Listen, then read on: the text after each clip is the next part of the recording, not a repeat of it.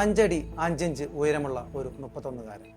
രാജ്യത്തെ എല്ലാവിധ അന്വേഷണ ഏജൻസികൾക്കും അതുപോലെ തന്നെ സൽമാൻ ഖാനുമായി അടുത്ത ബന്ധമുള്ളവർക്കും ഒരുപോലെ തലവേദനയായ ഒരുവൻ. കൃഷ്ണമൃഗത്തെ വിശുദ്ധ മൃഗമായി കാണുന്ന ബിഷ്ണോയി വിഭാഗത്തിൽപ്പെട്ട ലോറൻസ് ബിഷ്ണോയിയെ കുറിച്ചാണ് ഇന്ന് നമ്മൾ സംസാരിക്കാൻ പോകുന്നത്. It's me your Vimal, we just talk.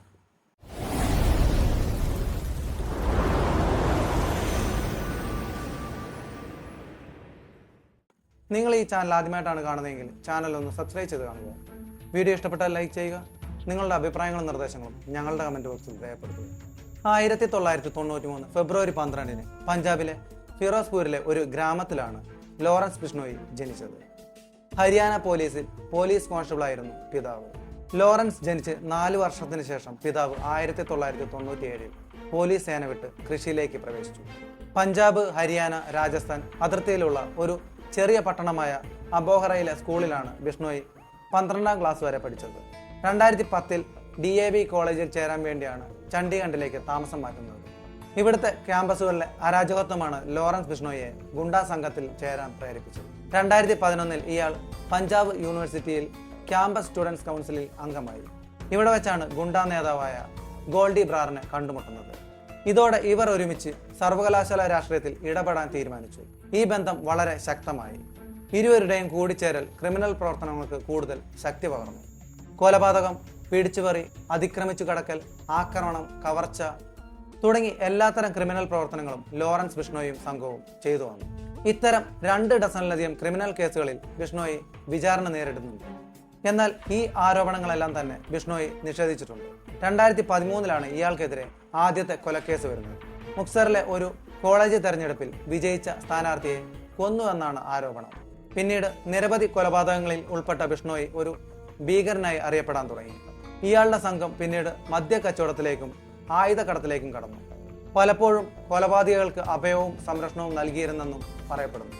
രാജ്യത്തിലെ 5 സംസ്ഥാനങ്ങളിൽ ബിഷ്ണോയുടെ സംഘത്തിലെ അംഗങ്ങളുണ്ടെന്ന് കണക്കുകൾ സൂചിപ്പിക്കുന്നു. ഇവരിൽ 700-ലധികം പേരും ഒന്നാന്തരം ഷൂട്ടർമാരാണെന്ന് റിപ്പോർട്ടുകൾ പറയുന്നു.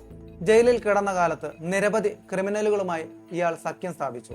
അങ്ങനെയാണ് 2010-നും 2012-നും ഇടയിൽ ലോറൻസ് ബിഷ്ണോയി ചണ്ഡീഗഡിൽ തന്റെ ക്രിമിനൽ സ്വാധീനം വിപുലീകരിച്ചത്. അന്വേഷണ ഏജൻസികൾക്ക് വിവരം നൽകാൻ മടിക്കുന്ന ടെലഗ്രാമും സിഗ്നൽ പോലുള്ള ആപ്പുകളുമാണ് പ്രധാനമായും ബിഷ്ണോയി സംഘങ്ങൾ ഉപയോഗിക്കുന്നത്. ദാവൂദ് ഇബ്രാഹിമിന്റെ പഴയ ഡി കമ്പനി പോലല്ല ഇത്. സാങ്കേതിക വിദ്യയും പുത്തൻ ആയുധങ്ങളുമായി ലോകത്ത് പലയിടത്തും കൊല്ലാനിറങ്ങുന്ന പടകളുണ്ട് ലോറൻസ് ബിഷ്ണോയ്ക്ക്. ഗുരുതരമായ കുറ്റകൃത്യങ്ങൾ നടത്തി. ഇതിലെല്ലാം നിരവധി കേസുകളും വന്നു. ഒന്നും അയാൾക്ക് തടസ്സമായില്ല. ഇങ്ങനെ ഫയൽ ചെയ്യപ്പെട്ട 7 FIRകളിൽ 4 എണ്ണത്തിൽ കുറ്റവിമുക്തനാക്കപ്പെട്ടു. 3 കേസുകൾ ഇപ്പോഴും വിചാരണയിലാണ്. സൽമാൻ ഖാൻ ഭീഷണി. വർഷം 1998 ഹം സാത്ത് സാത്ത് ഹൈൻ എന്ന സിനിമയുടെ ചിത്രീകരണം രാജസ്ഥാനിൽ നടക്കുന്നു. ചിത്രീകരണത്തിന്റെ ഇടവേളയിൽ സൽമാൻ ഖാനും സുഹൃത്തുക്കളും ചേർന്ന് ഒരു മാരുതി ജിപ്സിയിൽ ഹണ്ടിംഗ് റൈഡിന് പോകുന്നു. അന്ന് സൽമാൻ ഖാൻ 2 കൃഷ്ണമൃഗങ്ങളെ വെടിവെച്ചു കൊന്നു കളയുന്നു. ഇത് കണ്ട പ്രദേശവാസികൾ ഫോറസ്റ്റ് ഉദ്യോഗസ്ഥരെ വിവരമറിയിക്കുന്നു. വിവരത്തെ തുടർന്ന് അന്വേഷണം നടത്തുകയും അന്വേഷണത്തിൽ സൽമാൻ ഖാൻ കൃഷ്ണമൃഗത്തെ വേട്ടയാടി കൊന്നുവെന്ന് സ്ഥിരീകരിക്കുകയും ചെയ്യുന്നു. ഇവിടെ നിയമപരമായിട്ട് 2 പ്രശ്നമുണ്ട്. ഒന്ന്, കൃഷ്ണമൃഗം എന്ന് പറയുന്നത് വംശനാശ ഭീഷണി നേരിടുന്ന ഒരു ജീവിവർഗമാണ്. ഇവയെ ഒരു കാരണവശാലും വേട്ടയാടാൻ പാടില്ല എന്നൊരു കർശന നിയമം നിലവിലുണ്ട്. ഈ കൃഷ്ണമൃഗങ്ങൾക്ക് ബിഷ്ണോയി സമൂഹമായുള്ള ആത്മബന്ധമാണ് 2ാമത്തെ പ്രശ്നം. പടിഞ്ഞാറൻ ധാർ മരുഭൂമിയിലും ഇന്ത്യയുടെ വടക്കൻ സംസ്ഥാനങ്ങളിലും കാണപ്പെടുന്ന ഒരു ഹിന്ദു മതവിഭാഗമാണ് ബിഷ്ണോയി. വൈഷ്ണവ ആരാധകരായ ഒരു വിഭാഗമാണിവർ. കുറച്ച് പഴയൊരു ചരിത്രം പറയുകയാണെങ്കിൽ 1730 ജോധ്പൂരിലെ രാജാവായിരുന്ന അഭയ് സിംഗിന്റെ പടയാളികൾ ബിഷ്ണോയി ഗ്രാമമായിട്ടുള്ള ഗജാരിയിലെത്തി അവിടുത്തെ മരങ്ങൾ മുറിക്കാൻ ശ്രമിച്ചപ്പോൾ അവിടെയുണ്ടായിരുന്ന ബിഷ്ണോയികൾ ആ മരത്തെ കെട്ടിപ്പിടിച്ച് നിന്നതും അങ്ങനെ നിന്ന 363 ബിഷ്ണോയികളെ അരിഞ്ഞു വീഴ്ത്തിക്കൊണ്ട് ഈ രാജാവിന്റെ ഭടന്മാർ മരം മുറിച്ചു കടത്തിയതുമൊക്കെ അവരുടെ പ്രകൃതി സ്നേഹത്തിന്റെ ചരിത്ര സാക്ഷ്യങ്ങൾ ആണ്. 15ാം നൂറ്റാണ്ടിൽ ജീവിച്ചിരുന്ന ഗുരു ജംബേശ്വർ മഹാരാജൻ എന്ന ദിവ്യനാണ് ബിഷ്ണോയി സമുദായത്തിന് തുടക്കമിടുന്നത്. അദ്ദേഹം രൂപപ്പെടുത്തിയ 29 തത്വങ്ങൾ അടിസ്ഥാനമാക്കിയാണ് ബിഷ്ണോയികൾ ജീവിച്ചു വരുന്നത്. പ്രകൃതി സംരക്ഷണത്തിലും സസ്യജന്തുജാലങ്ങളോടുള്ള സ്നേഹത്തിലും ബിഷ്ണോയികൾ പ്രസിദ്ധരാണ്. ഇവരെ പ്രഹ്ലാദപന്തികൾ എന്നും അറിയപ്പെടുന്നു. 2010 കണക്കുകൾ അനുസരിച്ച് 6 ലക്ഷം ബിഷ്ണോയി വിഭാഗത്തിന്റെ അനുയായികൾ വടക്കൻ മധ്യ ഇന്ത്യയിൽ താമസിക്കുന്നുണ്ട്. ഈ ബിഷ്ണോയി സമുദായത്തിൽ കൃഷ്ണമൃഗങ്ങൾക്ക് ദൈവീക പരിവേഷമാണുള്ളത് എന്ന് ചുരുക്കം. അവയെ വേട്ടയാടിയത് സ്വാഭാവികമായിട്ടും ബിഷ്ണോയി സമുദായത്തെ വലിയ തോതിൽ പ്രകോപിതരാക്കി.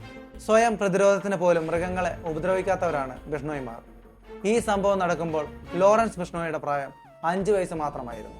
പിന്നീട് പല കേസുകളിൽപ്പെട്ട് 2015 അറസ്റ്റിലായ ലോറൻസ് ബിഷ്ണോയി 2018 ജോധ്പൂരിലെ കോടതിയിൽ വെച്ച് സൽമാൻ ഖാനെ കൊലപ്പെടുത്തിയിരിക്കുമെന്ന് ഭീഷണി മുഴക്കിയത്.